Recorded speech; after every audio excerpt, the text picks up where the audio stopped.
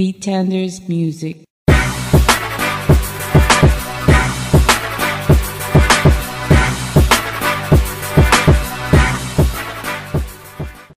going on, people? It's your boy Kai. Y'all tuned into my Jurban Voice video blog.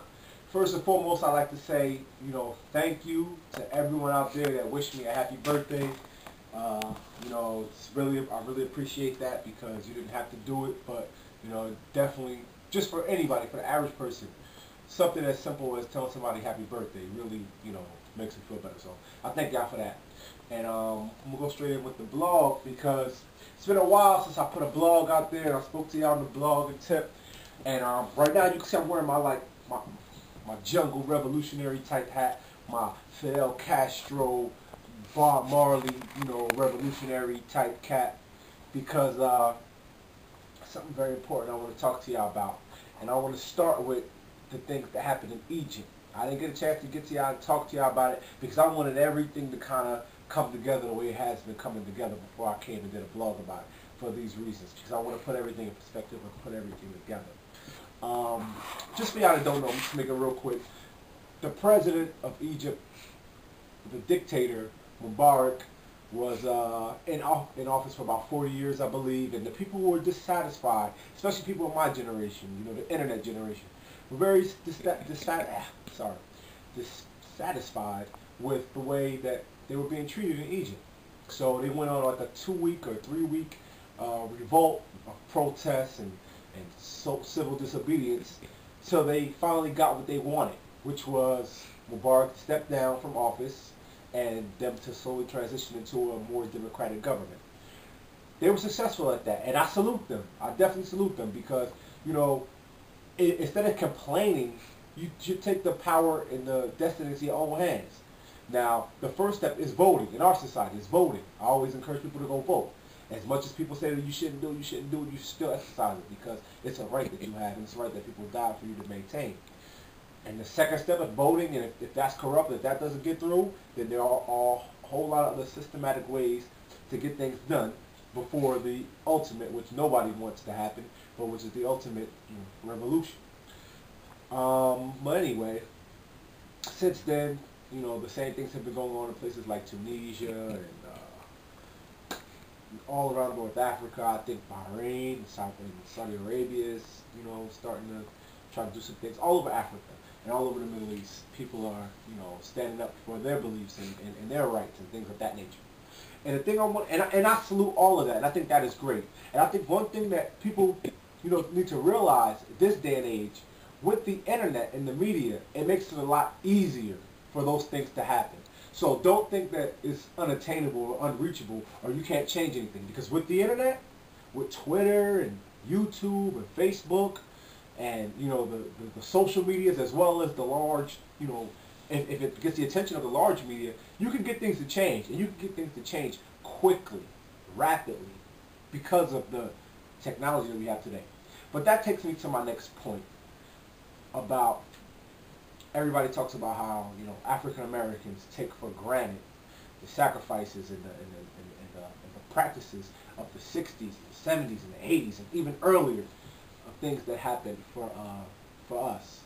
And I think there's some truth to that. And I think not to any fault of our own, a lot of us, I think people just are so used to having a better lifestyle and they're not used to coming up through the harsh injustices that they take for granted.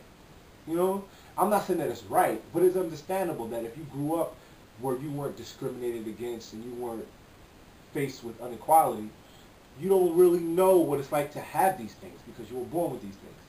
But I want to say something to people that, there's a lot of people wherever you go, people say, oh, I'm not black, I'm Jamaican, I'm not black, I'm this, I'm that. But their parents are born here, but they have some sort of lineage to somewhere else. So you'll find that with the most common black person, a lot of them, if they can, they want to claim something other than just being a black American. Me, myself, my mother is from Newark, black American. My father is from Jamaica. He's from Kingston. I'm black. He's black, but he's from Kingston. And I have, other relatives from all around the world. But if somebody asks me, what am I? Like, where are you from? I'll tell them, I'm black. I'm American. Black American. Not African American. Black American. People say, oh, but you look like you could be something else. You look like you could be something else. Where else are you from? Or whatever, And, I tell them, I'm black. Because I'm proud of that. There's a lot to be proud about being black, being an African American. I'm not trying to preach to anybody, but I just want to reinstill this because it's very important. One thing that was just profound to me, was like mind-boggling, and it was a great thing to hear, was I was at a meeting with, we had a meeting with a record label, but before we had the meeting with the record label, it was me, myself, and my cousin, and Marley Marl, legendary Marley Marl. And his wife is the heiress of the Cup of Noodle company. Everybody knows the Cup of Noodles. You put the water in and everything. It's good. Her father's a chemist, and he created Cup of Noodles. He's a billionaire from Japan. And he also created a compound to fight off mad cow disease. And he's, awarded and renowned and rich and wealthy in his country, Japan. And, it's great things. But one thing that Marley told me and my cousin and Do It All was when he talks to his father-in-law, who has all this wealth and all these great creations and all these great inventions, wealth, tells him, I admire you. And Marley told us at first, he was like, why do you admire me? I'm just a regular guy. You have everything going on for yourself. I mean, I made something for myself with music, but you have all this going on. He told them, I admire you because you're a black man in America and you have everything against you. In this world, you have everything against you, and you still made something for yourself. So I admire that. That just goes to show people, man, be proud of who you are and be proud of being black.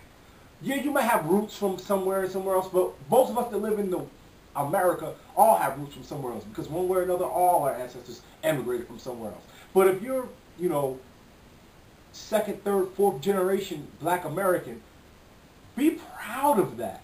There's so much strength. And that just goes to show you this man is a billionaire from Japan. And he has everything to his disposal. And he looks at him and says, I don't admire you for your music. I don't admire you for your notoriety or fame within hip-hop. I admire you just because you're a black man from America that made something for yourself. That is something to not take lightly. Because according to the world standards, we should have been dead 200 years ago. We should have been wiped out 200 years ago. We were damn sure wasn't supposed to make it through slavery the way we did. Damn sure wasn't supposed to make it through Jim Crow the way we did. Damn sure wasn't supposed to be able to have no rights and be living and be rubbing shoulders with any other race of people in this country. Damn sure wasn't supposed to be going to universities and schools and getting the same education. A lot of us, some of us still aren't, but that's a whole nother blog. Getting the same type of education. And damn sure wasn't supposed to be millionaires and billionaires and 100 millionaires and 100,000aires, or even be living to a decent standard. We weren't supposed to do none of that. And we rose through all of that. The people from abroad look at us and admire us just for the fact that we're here. So why can't you? Come on, people. If you have, relatives or lineage from another country, a lot of us, do have like, we're fathers and, even grandparents that come from another country. And there's nothing wrong with representing another part of your lineage and your history and your heritage. But don't for one, if you was born here in this country and you're black, don't be ashamed of that. Be proud of that. Because the people around the world, they fighting and dying and scratching and illegally traveling to be right where you at. No, not in Jamaica. No, not in Dominican Republic. No, not in Cuba. No, not in fucking Africa. Here. They want to be here. All right, with that, it's your boy, man. Thank you for everybody for supporting me for my B-Day and Killah Do or Die, and I'm out.